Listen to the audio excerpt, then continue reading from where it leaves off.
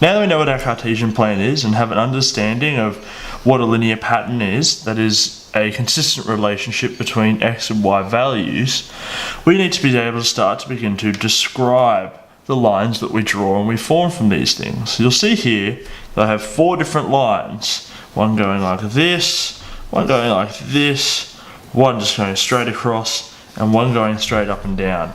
Each one of these lines has its own special name, and I'll explain these names in a minute, but for now, the one here that we see moving up we call positive, and there's a word we would use to describe that line. One moving down this way here is what we would describe as negative.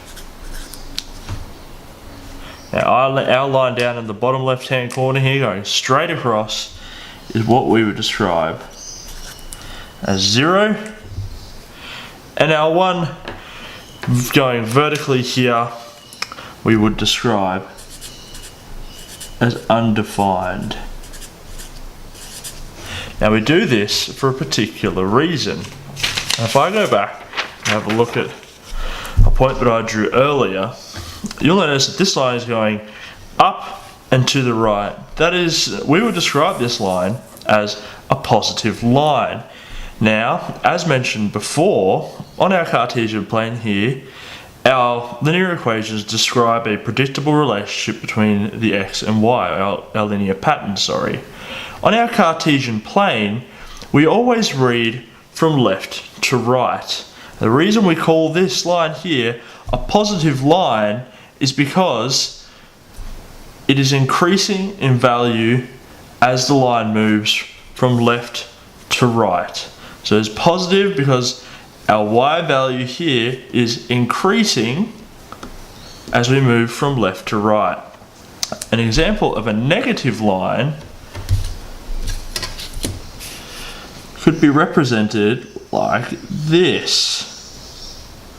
Now I'm going to draw a negative line across.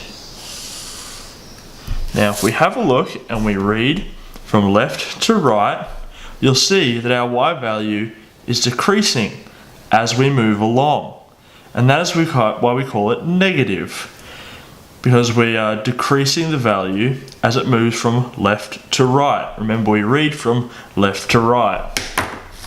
If we have a look at a line like this, well, we call that 0. That is because if we move from left to right, there is no change in the value of that line. On the y-axis here, nothing changes, so we call that 0, because there is 0 change from left to right. And the last one we had a look at was called undefined, and that is because if we have a straight line here, well, there's no value at all. It's just simply going from top to bottom, and there's no change in x, in our x value whatsoever, so we call it undefined.